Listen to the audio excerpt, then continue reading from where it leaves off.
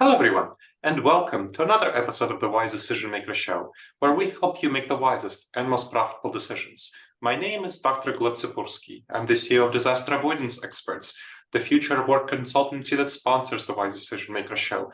And today, my guest is Melinda Ramos. Melinda, can you tell us a little bit about yourself and where you work? Absolutely. It's great to be here. Thank you so much, Dr. Gleb. Again, my name is Melinda Ramos. My pronouns are she, her. I am the SVP of People, Partnerships, and Experience at Bounteous, and we are a global digital consulting organization. Excellent. And you have a certain perspective about hybrid work, which I'd like to really learn more about. Tell me about your perspective. I think that what we've seen over the last few years is that we can really accomplish and do so much in a virtual and a hybrid environment. And we've seen so many changes in the way that we work and the way that we operate. And I think there's only more change to come. And I'm absolutely supportive of it. And I want to encourage it. And so that is part of what I do here at Bounteous. Excellent. Now, one of the big challenges with a hybrid environment is mentoring, onboarding, getting junior staff, helping them figure out the company. Can you tell me about how you solve that problem? Because we see a lot of companies saying, well, we need to go back to the office because our junior staff are just falling more and more behind. Salesforce said that, Facebook said that. What are you finding? What are you doing right that these companies are not? Yeah, I think what we're doing right is that we realized a long time ago that engagement doesn't have to happen in the same physical space, and that our touch points are frequent with our team members, particularly our junior team members, because we know that they're likely new to the workforce, and standard procedures in business are not necessarily something that is super familiar to them. So the more we can touch point with them, the more we can connect with them. We absolutely think it's necessary. And that starts from the point in which we start to engage them in the conversation around what type of work they'll be doing for the company. Once they've come on board, our orientation and our onboarding process is very, I'll call it generous. It involves discussions with many different leaders throughout the organization in different practices. And what we refer to as practices is what other companies refer to as departments. So they have access to leaders across the organization. We're a matrixed organization, so everyone has an opportunity to work with a bunch of different stakeholders, as well as people with varying degrees of expertise and experience.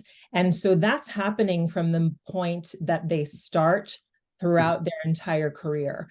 We know very early on if this type of environment is going to work for a newer team member. We can see in their motivation, we can see it in their the level of energy that they're putting forth in the work, how they're meeting their deadlines. And, if there is an opportunity for us to potentially offer them additional resources, such as counseling and or mentorship, we can do that to help support whatever their needs are. That's interesting. So you're looking at these folks, they're coming in and they're in this environment where they have to be, it sounds like, somewhat proactive in order to succeed. And I think this is one of the challenges. I've helped 25 companies figure out, 25 by now, figure out their hybrid work strategy, remote work strategy. And we definitely see that people who enter the company, who are entering in the hybrid modality or remote modality, do somewhat struggle. And something that I've done in all the companies that I've worked with is setting up robust mentoring programs. So it sounds like you have kind of a reactive mentoring program where it's people who need help get mentoring.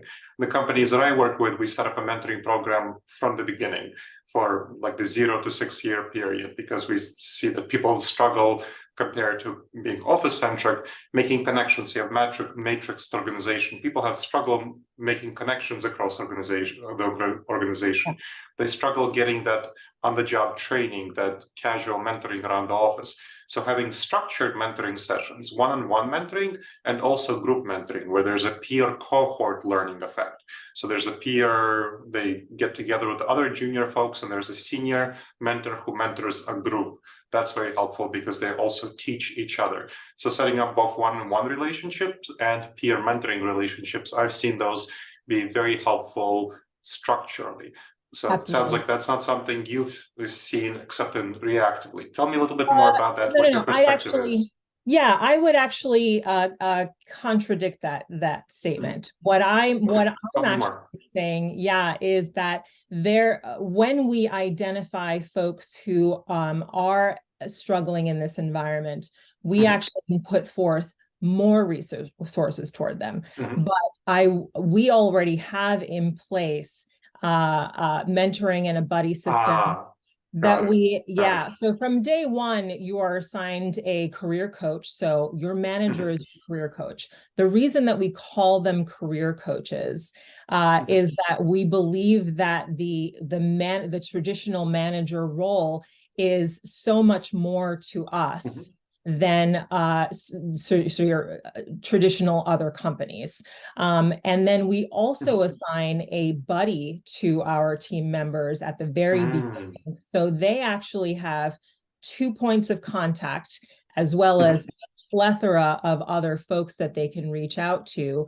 And they actually have both someone who is helping them to onboard to the company, the systems, the people, the programs, but also somebody that they can rely on to say, hey, I'm not sure if this environment is the right one for me. Can you help me with tricks and tools and tips that potentially might, rework how I'm thinking about this? And so we've actually set that up already. And in the cases where we've identified situations or individuals who maybe they're not quite getting what they need from the groups that we've already assigned to them, we can look at those a bit more closely and maybe try a slightly different approach, because we do very much believe that each individual is going to have their own individual needs. We've put structures in place to support everyone, but everyone needs something a little more, a little less. So I'm fully on board with that sort of system. And we are, a company as a whole on board with that. So I love what you said, and we're doing something very, very similar. Wonderful. Yeah, so that wasn't clear from your initial statement, so I'm glad I dug deeper into that so that we can get that out. I think that's really important for viewers to understand that mentoring is a core component of what you already do, and then you add additional mentoring if someone has struggles and they need more help. Okay, good. Very good to understand that. Now, I want to move to another component of hybrid work that is a little bit challenging, which is the proximity bias inclusivity element. So folks, there's been extensive research that people who spend more time remotely tend to be less paid attention to. And there's a proximity bias for those who spend more time close by. And of course, that is harmful for inclusivity and diversity. So what are you doing to address those inclusivity elements and prevent the proximity bias from undermining your hybrid model? Absolutely. So what's really interesting about Bounteous is that we started off in a virtual hybrid environment many years ago. That was the founding of this business. So we've been very much accustomed to operating in a virtual environment. And it was really not very long ago, I would say probably 5-ish, maybe 6-ish years ago, where we started really changing the direction and investing more in what we call collaboration centers. And those are our office environments. And they operate in a bunch of major cities around the United States, Canada, as well as India and some parts of Latin America. Now, when the pandemic began, We, of course, were immediately pivoting to a holistically virtual environment. Sure. But we didn't have a terribly strong foundation in that in-person environment anyway. It was still relatively early on. Now, we have acquired companies over the years that have had physical plants in certain locations. So we had to do some work to integrate those folks into a virtual environment. And to your point, yes, if you've been sitting in an office environment for 5 years with all of your coworkers, there is a natural sort of camaraderie, a natural culture building that occurs. And then breaking that up again kind of throws folks into a bit of a tailspin, if you will. But what we do really, really well here is we have dedicated time and energy and resources to virtual workshops that are focused on building culture, understanding nuances in terms of diversity, equity, inclusion, cultural understanding in terms of working with folks outside of North America. So we've put a lot of time and energy into hosting events virtually and in person that allow for that connectivity, that human connectivity that occurs. The interesting thing about Bounteous is that our teams are highly distributed. So even in the cities where we have collaboration centers and we have, let's say, 150 employees within 5 miles of that office, that 150 employees are distributed amongst a bunch of different clients. So they're not necessarily working on the same types of projects and with the same teams. So for us, it's really, really important that when we have folks get together in an in-person environment, that it is about really meaningful touch points with the people that you work most closely with. And so that's the kind of thing that we promote, and that's the kind of thing that that's the kind of structure that we've put in place in this type of environment. And we don't anticipate having really ever going back to a full in-person environment. I don't think it's feasible with the way that our teams are distributed. Sure. Yeah, it sounds like it. So you started, so it sounds like the difference between some other organizations that are choosing to not go that route is that you started in a virtual environment, and you already have that skill set of culture building in that virtual environment. Excellent. Absolutely, absolutely. We have to, right? We have to have some sort of system in place that enforces and reinforces and regenerates to some degree our culture, particularly as we grow and we grow through acquisition and we bring in all this new talent. Excellent. Now, one of the things that I've been working with my clients on, I'm curious about your perspective, is the impact of AI on remote work and hybrid work.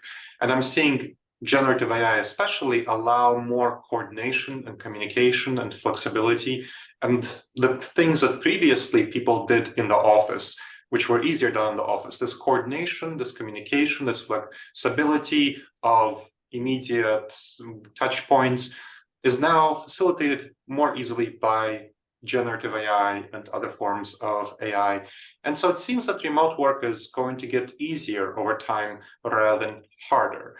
And so I'm curious what as we finish up and thinking about the future, what you're thinking about the future of remote work, hybrid work, and Bounteous. You said you're not going back, but how do you think these new tools, generative AI and other tools, are going to impact your ability to work remotely, both within the team and with your clients?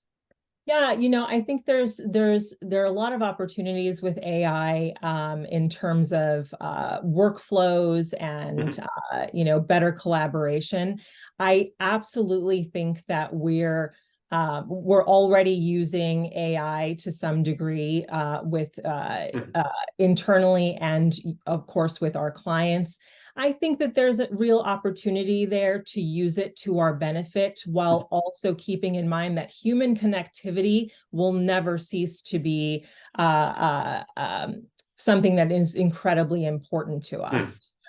We want to reinforce that opportunity to connect with your colleagues in a very meaningful way. What I think it also allows us to do is, and this really particularly as it relates to our global workforce, is the fact that we can operate 24 hours a day and support our clients and support our partners 24 hours a day. And AI only serves to make that easier for us, which I think will allow us to continue in this sort of virtual/hybrid environment. It remains to be seen. I think that we're still seeing what the possibilities are, but I certainly have lots of hope that we'll continue to use it to our advantage and use those opportunities for that in-person engagement as much as we have been and more. Excellent.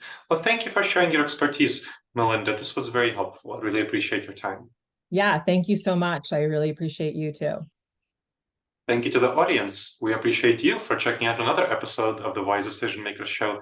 Please make sure to subscribe wherever you checked out the show and leave a review. It helps others discover the show and helps us improve the show. All right, everyone. I look forward to seeing you in the next episode of the Wise Decision Maker Show. In the meantime, the wisest and most profitable decisions to you, my friends.